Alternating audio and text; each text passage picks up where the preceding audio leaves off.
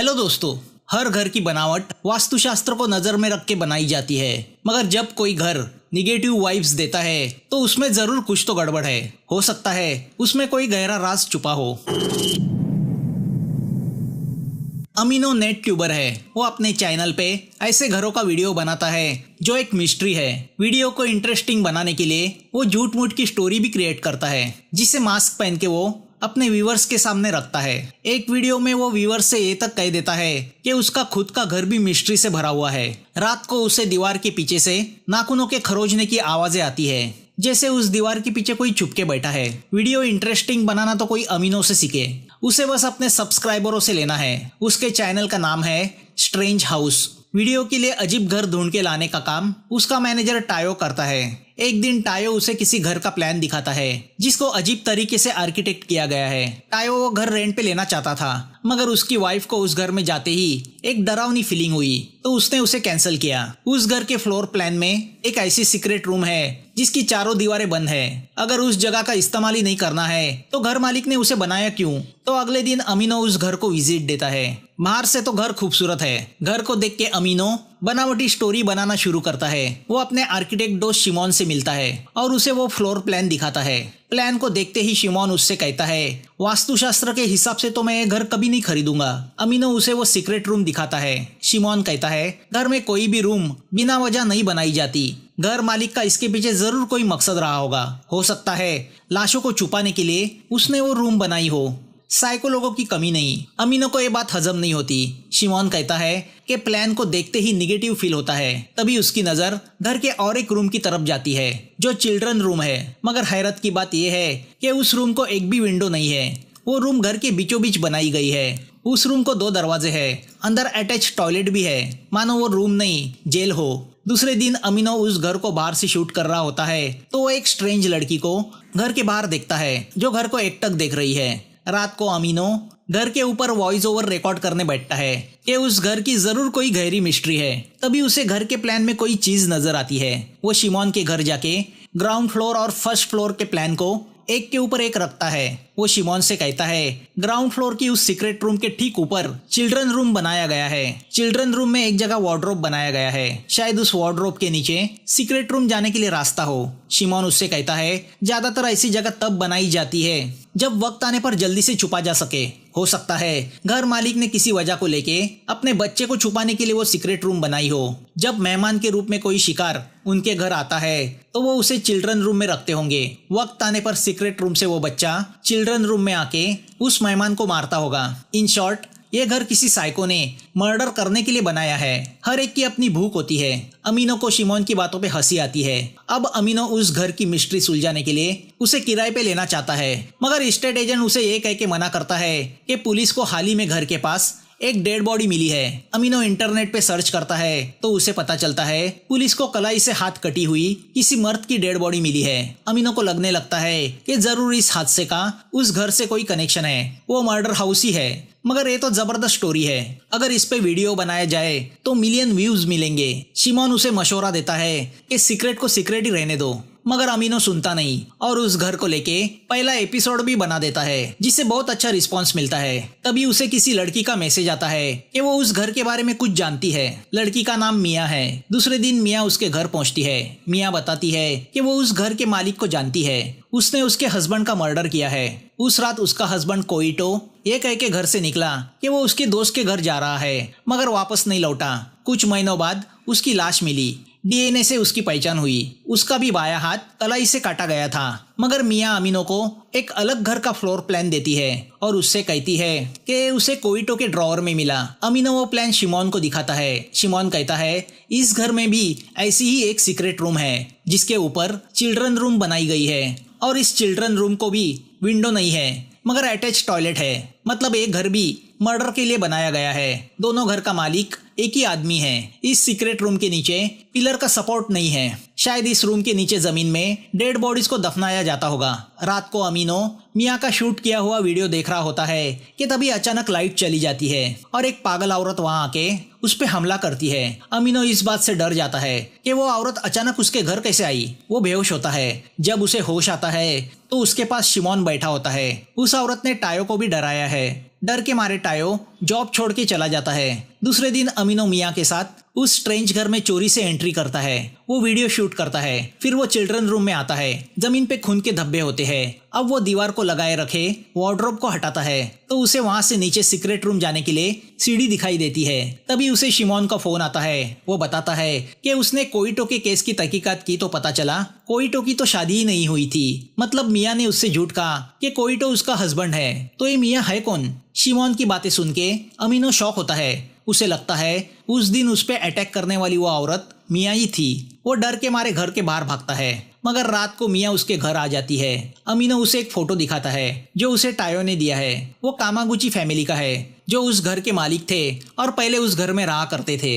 Husband keto, wife Ayana और लड़का हिरोटो। Amino मिया से पूछता है कि तुम इस अयाना की सिस्टर हो ना? तो फिर तुमने झूठ क्यों बोला? मिया उससे कहती है कि उसका असली नाम याजुकी है। वो एक खुशहाल फैमिली से बिलोंग करती थी मगर एक दिन उसके डैडी की एक्सीडेंट में मौत हुई। दूसरे दिन ही उसकी सिस्टर अयाना घर से गायब हुई। माँ से पता चला अयाना उसकी स्टेप सिस्टर थी। उस दिन से मेरे अंकल सुगाशी हमारे घर आना शुरू हुए। 6 महीने पहले मुझे अयाना का फोन आया। उसने मुझे मिलने बुलाया। उसने केटो से शादी की थी और उन्हें 2 साल का बच्चा भी था। वो मुझसे बात कर रही थी कि वहाँ एक कार आ गई जिसे देख के उसके चेहरे का रंग उड़ गया। उसके चेहरे पे डर छा गया। जाते हुए उसने मुझे एक कागज थमाया जिस पर साइतामा सिटी के उस घर का एड्रेस लिखा था जिसका प्लान मैंने तुम्हें दिया और जिसका आर्किटेक्चर टोक्यो के उस घर से मिलता जुलता है। मैंने तुम्हारा वीडियो देखा तो मुझे लगा तुम मेरी मदद कर सकते हो। अब अमीनो मिया को और एक फोटो दिखाता है जो उसे उस टोक्यो के घर की नेबर ने दिया था। फोटो 10 साल के एक लड़के का है। नेबर का मानना है कि वो भूत है।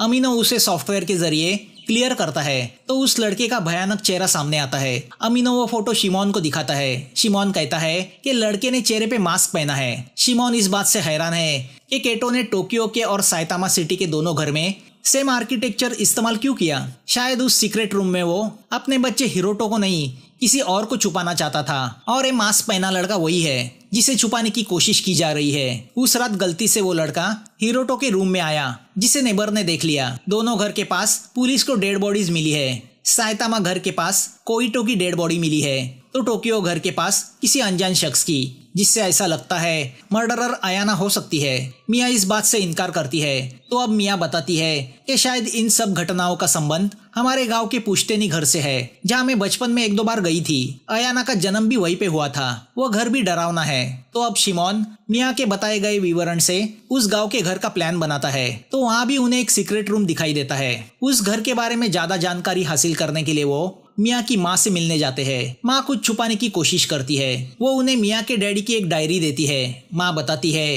कि उसके हस्बैंड की एक्सीडेंट में मौत नहीं हुई थी, एक शराब की वजह से उनकी मौत हुई जो गांव की उस हवेली पे लगा है। तो अब मिया गांव की उस हवेली जाने की सोचती है जो इस सब राज की जड़ है।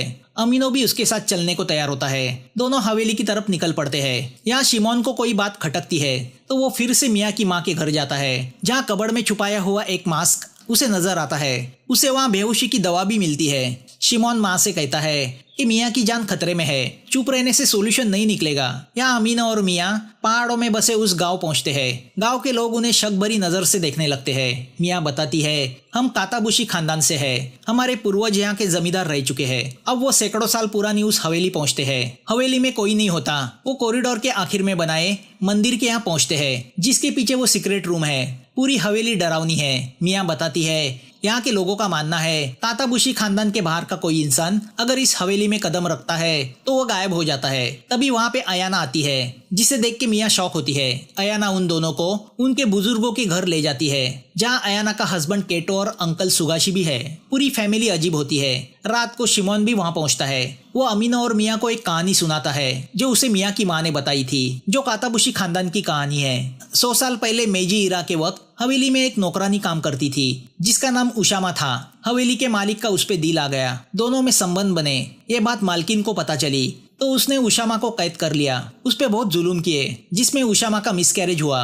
वो काले जादू की जानकार थी तो उसने अपने बाएं हाथ की कलाई काट के खानदान को श्राप दिया कि उनके खानदान का वारिस जब बड़ा होगा श्राप से उसकी मौत हो जाएगी। काताबुशी खानदान में जन्म लेने वाला बच्चा उसका दाया हाथ गवा देता था और बाद में अपनी जान भी। इस श्राप से बचने के लिए पुजारी ने एक रिचुअल किया। काताबुशी खानदान में जन्मे बच्चे को ऐसी जगह छुपाया जाने लगा जहाँ उजाले का नामो निशान ना हो। जब वो 10 साल की उम्र का हो जाता था उसके हाथों इंसान की बलि चढ़ाई जाती थी।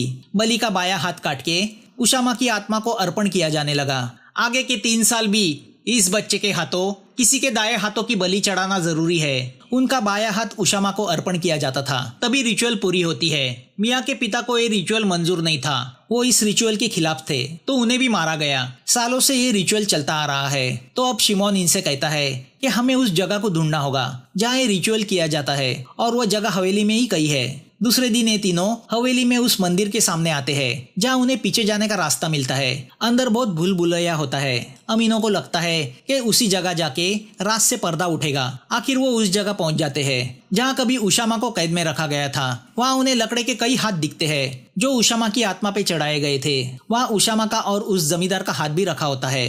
तभी वहाँ उन्हें एक जेल जैसी जगह दिखती है। अंदर एक 10 साल का बच्चा होता है जिसके चेहरे पे उशामा का मास्क लगाया है। उसे देख के सभी चौंक जाते हैं। तभी वहाँ पे अंकल सुगाशी आता है और अमीनो को बेहोश करता है। वो जब होश में आता है तो देखता है उसके साथ केटो और अयाना भी बंधे पड़े हैं। केटो बताता है कि इस रिचुअल की खबर होने के बावजूद मैंने अयामा से शादी की। शादी के बाद टिटेनो नाम का बच्चा हमारे हवाले किया गया जो काताबुशी खानदान का वारिस था। हमें उसे 10 साल तक ऐसी जगह पालना था जहाँ उस पर सूरज की रोशनी ना पड़े। मैं उस मासूम को इस रिचुअल से बचाना चाहता था। अयाना भी मुझसे सहमत थी, तो हमने हमारा प्लान बनाया। हम उसे टोक्यो लेके आए। हमने ऐसा घर बनाया जिससे वो बच्चा दुनिया की नजर में ना आए। फिर हमारे घर में हिरोटो का जन्म हुआ, मगर हिरोटो को भी उस रिचुअल से गुजरना था। हम टोक्यो छोड़ के साइतामा सिटी आए। हमने उसे छुपाने की कोशिश की, मगर हमें वहाँ से उठा के यहाँ लाया गया। हिरोटो को हमसे छीना गया। अयाना बताती है कि टिटेनो अब 10 साल का हो चुका है, तो उस मासूम के हाथों किसी की बलि चढ़ाई जाएगी। मिया कहती है हमें ये रोकना होगा। शिमोन बताता है कि अब मेरे समझ में आया घर में वो सीक्रेट जगह क्यों बनाई गई, ताकि हिरोटो को काताबुशी खानदान से छुपाया जा सके, ना कि सूरज की रोशनी से। केटो हाँ कहता है। तभी काताबुशी खानदान के लोग वहाँ आते हैं। टिटेनो के हाथों बलि चढ़ाने का काम आज ही किया जाने वाला है। रिचुअल की शुरुआत होती है। सबको लगता है कि हिरोटो को बलि चढ़ाया जाएगा, मगर बलि अमीनो को चढ़ाया जाने वाला है। अब खानदान के बुजुर्ग वहाँ आते हैं। टिटेनो के हाथ कुल्हाड़ी दी जाती है। बुजुर्ग बताता है कि जो रिचुअल सालों से चलता आ रहा है उसमें बाधा डालना पाप है। बाधा डालने वाले सभी की बलि दी जाएगी। टिटेनो कुल्हाड़ी लेके अमीनो की तरफ बढ़ता है, मगर वो अमीनो को मारता नहीं। अब केटो कुल्हाड़ी उठा के सुगाशी से लड़ पड़ता है, तो अमीनो उशामा के बलिस्तान को बुजुर्ग पे गिरा देता है। टिटेनो हिरेटो को बचाता है। केटो सुगाशी को रोक के रखता है और सबको वहाँ से भागने कहता है। अब पूरे गांव वाले हवेली में जमा होने लगते हैं और इन लोगों को ढूंढने लगते हैं। तो ये लोग हवेली में ऐसी सीक्रेट जगह छुप जाते हैं जिसकी किसी को खबर नहीं होती, जो जगह शिमोन ने प्लान में देख के पहले से जान ली थी। तभी सुगाशी उन पे हमला करता है। अमीनो उससे पूछता है कि क्या तुम इस बेवकूफी भरी रिचुअल में विश्वास करते हो। सुगाशी बताता है कि गांव वालों के दिमाग में डर को बिठाने के लिए इस रिचुअल को बनाया गया है। डर है तो राजपाट है। हमारा गांव में इम्पोर्टेंस है। मैं ये सब पैसे के लिए कर रहा हूँ। ये मेरी प्रॉपर्टी है। मुझे गांव का मुखिया बनना है, यहाँ पे राज करना है, और इसीलिए मैं मूर्खता से भरी इस रिचुअल का फायदा उठा रहा हूँ और अपने बड़े भाई के खानदान को, यानी अयाना के बाप के खानदान को खत्म करने की ठान चुका हूँ। टिटेनो अयाना का छोटा भाई है और मेरे हाथों मरने वाला आखिरी वारिस।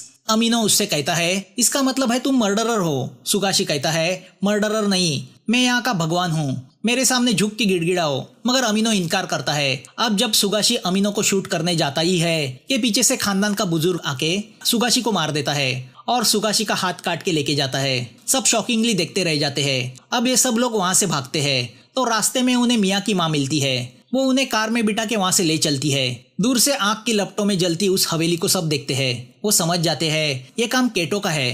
टिटेनो के मुंह से मास्क को हटाया जाता है। वो अयाना को लिपट के रोने लगता है।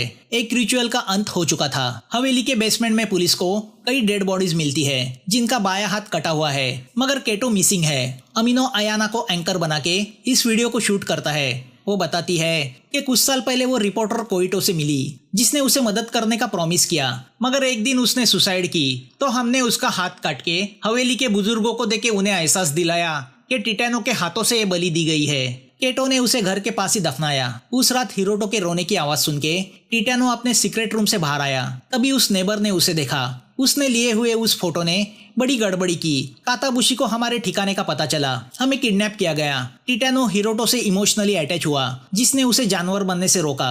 मियाँ अमीनो का शुक्रिया अदा करती है। अमीनो अपने वीडियो बनाना जारी रखता है।